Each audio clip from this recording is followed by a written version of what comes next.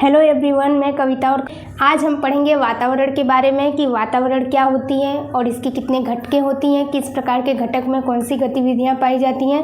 इन सभी को हम इस क्लास में कवर करेंगे। तो चलिए समय न गंवाते हुए अपने वीडियो को स्टार्ट करते हैं और क्लास को एंजॉय कीजिए, लास्ट तक बने रहिएगा क्लास में। तो चलिए स्टार्ट करते हैं। ये है हमारा वायुमंडल।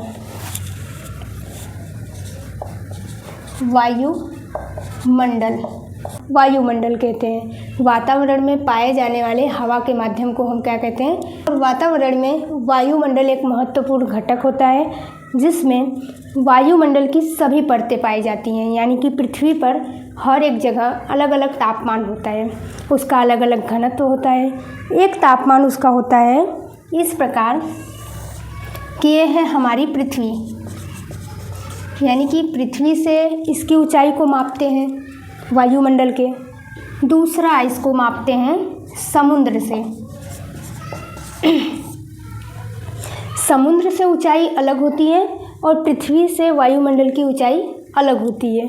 जो पृथ्वी से ऊंचाई होती है वो थोड़ा ऊपर से लिया जाता है, लेकिन जो समुद्र होता है वहाँ पे समुद्र तल से ऊंचाई को लिया जाता है, जो कि इम्पोर्टेंट है। यहाँ समुद्र तल की ऊंचाई लगभग 800 किलोमीटर तक, यानी कि समुद्र तल से ऊंचाई लेते हैं हम 800 किलोमीटर तक के वायुमंडल को हम कवर करते हैं। यानी कि 800 किलोमीटर के ऊपर तक जितने भी वातावरण में वायुमंडल की घटकें पाई जाती हैं वो सब हमारे लिए इम्पोर्टेंट है। तो आपने ये जान लिया वायुमंडल क्या होते हैं, वायुमंडल किस तरह से इनको मापन किया जाता है, और ये पृथ्वी तल से क्या है और समुद्र तल से कितने इम्पोर्टेंट हैं इनके बारे में। अब हम पढ़ते हैं इसी में आगे की सीरीज़ में कि तापमान और घनत्व। तापमान और घनत्व वायुमंडल में दोनों बिल्कुल भिन्न भिन्न हैं। हर जगह का तापमान ना सेम है, ना तो किसी का घनत्व सेम है। यानी घनत्व में और तापमान में दोनों में अंतर पाया जाता है।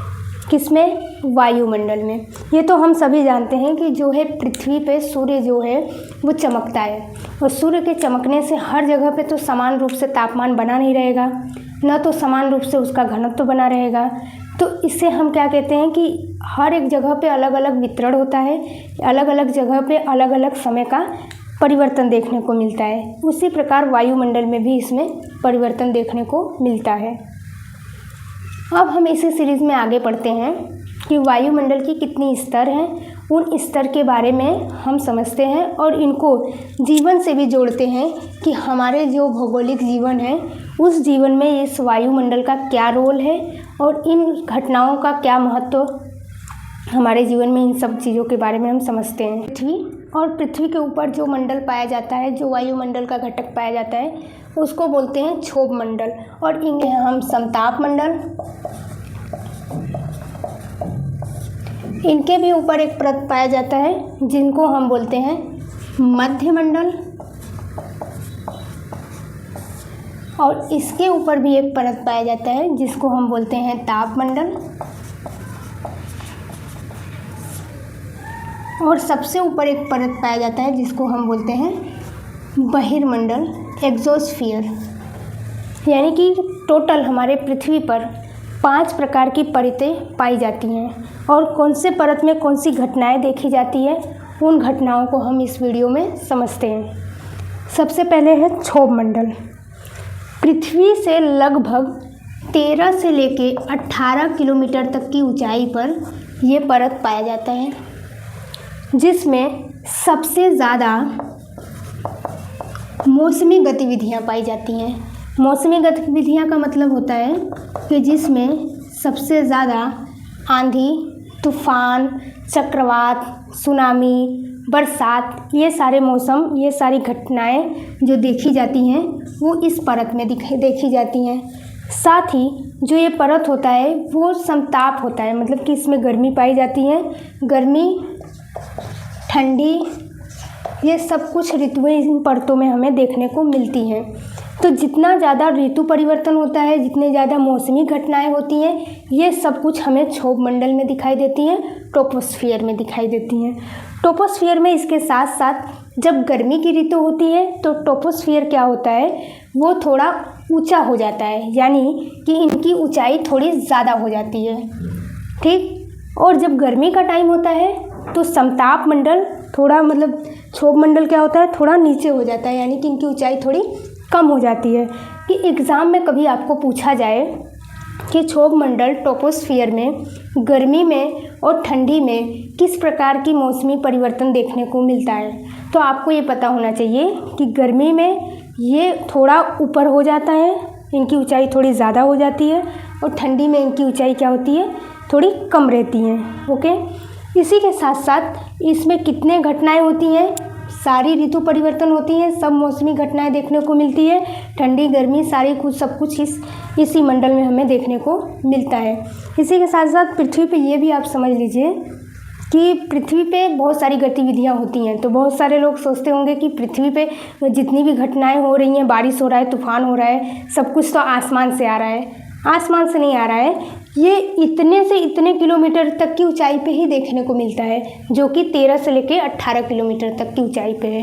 यानी कि ये बहुत ऊपर की घटना नहीं है, ना तो ये पृथ्वी पर की घटना है, लेकिन ये हमें पृथ्वी पे दिखाई देती है। क्यों? क्योंकि ये पृथ्वी से सबसे पहली जो है वो मंडल पाई जाती है, यानी कि सबसे पहला जो मंडल है वो है क्षोभ मंडल। और क्षोभ मंडल में जो भी घटनाएं देखने को मिलती है वो हमें पृथ्वी पर भी देखने को मिलती है। साथ ही साथ एग्जाम्पल में ये समझिए कि अगर मान लीजिए कि बारिश हो रही है, ठीक है, बारिश हो रही है या कोई ऐसी चीज़ जो हम ऊपर से फेंकें, तो जब भी हम कोई चीज़ ऊपर से फेंकते हैं वो नीचे ही आती है, नीचे ही आती है। तो क्षोभ मंडल में भी जब बारिश हुई, सब कुछ हुआ, तो वो तो पृथ्वी पे ही हमें दिखाई देती है। वो सब कुछ कहाँ दिखाई देगी? पृथ्वी पे दिखाई देगी। तो इस प्रकार की मौसमी घटनाएं इसमें देखने को मिलती है। आई होप कि आप इसको अच्छी तरह समझे होंगे और जीवन से भी इसको रिलेट किए होंगे, और आपको पता चल गया होगा कि अब जैसे मौसम की जो घटनाएं हैं अब इसी मंडल में देखने को मिलती है, मुझे ये पता हो गया है। ठीक है, इस तरह से समझना है। 18 से लेके 50 किलोमीटर तक की होती है, यानी कि ये पृथ्वी से 18 से लेके 50 किलोमीटर तक की ऊंचाई पर पाए जाते हैं। साथ ही साथ इसमें ये समझते हैं कि इसमें कौन सी गतिविधियाँ होती हैं। तो ये परत ओजोन परत के लिए सबसे ज़्यादा महत्वपूर्ण है, यानी कि जो ओजोन लेयर होती है, ओजोन लेयर वो समताप मंडल में ही पाई जाती हैं। और साथ साथ समताप मंडल एक ऐसा मंडल है जिसमें तापमान एकदम समताप रहता है, हवाएं इसमें नहीं चलती हैं। अगर कोई हवाएं चलती भी हैं तो क्षैतिज चलती हैं, यानी कि इस तरह चलती हैं, ठीक है, ना कि इस तरह, ना ज़्यादा दाएं चलती है ना ज़्यादा बाएं चलती है, ना तो खड़ा हवा आता है। इसमें हवा की दिशा क्या होती है? क्षैतिज होती है, यानी कि हम हवाएं हमेशा आती हैं, ठीक है। तो इसमें तापमान क्या रहता है? हमेशा बना रहता है, बराबर रहता है। साथ ही साथ इसमें जो गतिविधियाँ देखने को मिलती हैं हमें, वो मिलती हैं कि जैसे एरोप्लेन हो गया, हवाई जहाज़ हो गया, ठीक है। जहाज़ हमें किस मंडल में देखने को मिलता है उड़ता हुआ? वो है समताप मंडल, यानी कि समताप मंडल में ही हवाई जहाज़ उड़ता है। बात समझ में आया? उसी के साथ साथ बात ये भी समझ में आ गया होगा, क्यों? क्योंकि इसमें हवाओं का जो दिशा है वो क्षैतिज होता है, चारों तरफ से हवाएं किसी भी तरीके से नहीं आती हैं इसमें। तो ये है हमारा समताप मंडल। अब हम आगे पढ़ेंगे समताप मंडल के बाद मध्य मंडल। समताप मंडल में कोई भी मौसमी गतिविधियाँ नहीं होती हैं, इसीलिए शायद ये सबसे ज़्यादा उपयोगी ऐसा मंडल है कि जिसमें हवाई जहाज़ उड़ाए जा सकते हैं। क्यों? क्योंकि इसमें मौसमी गतिविधियाँ नहीं होती। कभी कभी ऐसा हो सकता है इसमें कभी कभी ऐसा हो सकता है कि क्षोभ मंडल की कुछ जल वाष्प है, जल की कुछ बूंदें हैं जो यहाँ पर पहुँच जाए।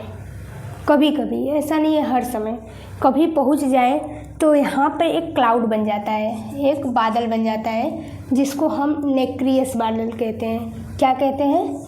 नेक्रियस बादल, नेक्रियस क्लाउड। ठीक, कहाँ बनता है वो? समताप मंडल में बनता है। क्यों बनता है? क्योंकि क्षोभ मंडल की कुछ हवाओं के द्वारा कुछ जलवाष्प क्या होते हैं, समताप मंडल में पहुंच जाते हैं। तब ये हमेशा होता है? बिल्कुल नहीं। इसमें मौसम की गतिविधियां एकदम शांत होती हैं, शायद इसलिए जहाज़ के लिए उपयोगी भी हैं। मध्य मंडल की ऊंचाई 50 से लेकर 80 किलोमीटर तक की होती है और साथ ही साथ इसमें जो तापमान होता है बहुत ही कम पाया जाता है और बहुत ही कम तापमान पाए जाने के कारण ध्रुवों पर जो होता है निशादीप्त जैसी प्रक्रिया देखने को मिलती है।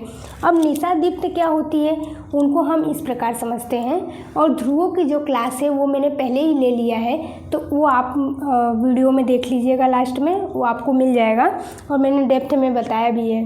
और निशादीप्त बादल क्या होते हैं? निशादीप्त बादल मतलब कि वो बादल जो बहुत ही घंघोर हो, काले हो, जिससे देख के ऐसा लगे कि बारिश हो जाएगा, ठीक है, उसे हम क्या कहते हैं? निशादीप्त बादल। तो किस मंडल में देखने को मिलती है? मध्य मंडल, मेसोस्फीयर में। ओके, अब हम समताप मंडल और अब हम ताप मंडल के बारे में समझ लेते हैं। ताप मंडल में सबसे इसकी जो लंबाई होती है 80 से लेके 640 किलोमीटर तक होती है, यानी कि ताप मंडल की ऊंचाई 80 से लेके 640 किलोमीटर तक की होती है। और ताप मंडल में सबसे ज़्यादा, जैसे नाम से ही पता चल रहा है कि ताप मंडल में क्या है, तो ताप मंडल में सबसे ज़्यादा तापमान उच्च होता है। ठीक, इसी के साथ साथ इसमें और भी गतिविधियाँ देखने को मिलती है जो कि इस मंडल में, इसके सब मंडल में देखने को मिलती है, जिसका नाम है आयन मंडल, आइजोस्फीयर, आयन मंडल। सिर्फ ध्यान से पढ़ना है, इसके नोट्स बना लेने हैं, इसको बार बार पढ़ना है, ठीक है। बार बार पढ़ोगे तो अपने आप याद हो जाएगा और क्लास में बैठे भी रहोगे तो आप देखते रहोगे तो भी आपको याद हो जाएगा। तो याद लेने का लोड नहीं लेना है, बस पढ़ते जाना है।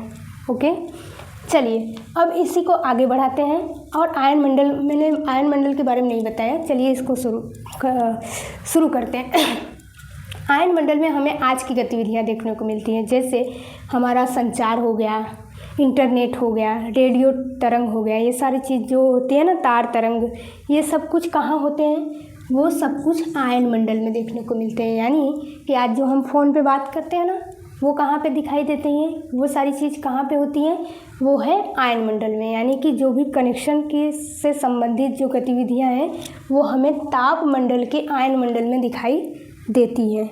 और इन शॉर्ट में अगर आपको क्वेश्चन आए एग्ज़ाम में कि संचार जैसी सुविधाएं किस मंडल में पाए जाते हैं, तो आयन मंडल। किस में? आयन मंडल, जो कितने ऊंचाई पे है? 80 से लेके 640। सोचिए, इतनी ऊंचाई पे होने के बावजूद भी हमारे धरती पे आराम से नेटवर्क पहुंच जाता है। ओके, अब हम पढ़ते हैं बहिर्मंडल, यानी कि एक्सोस्फीयर।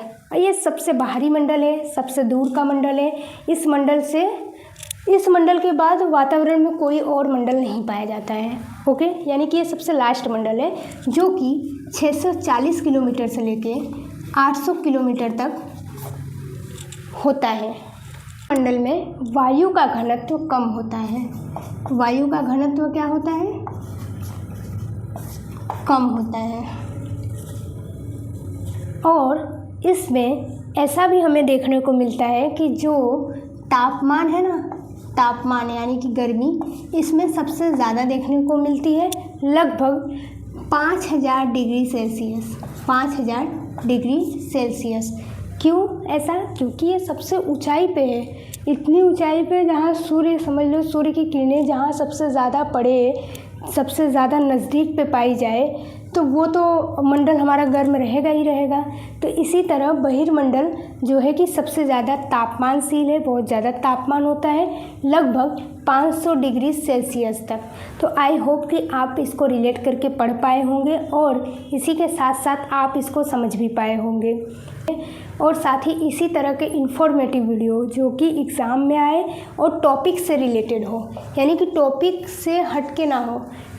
सभी सब्जेक्ट का, लगभग जियोग्राफी का तो पहले ही स्टार्ट किया है, तो जियोग्राफी के जितने भी टॉपिक हैं इस तरह से इस कॉन्सेप्ट क्लासेस में ख़त्म किए जाएंगे, कंप्लीट किए जाएंगे। तो आप इसी तरह बने रहिए। चलिए, थैंक यू सो मच।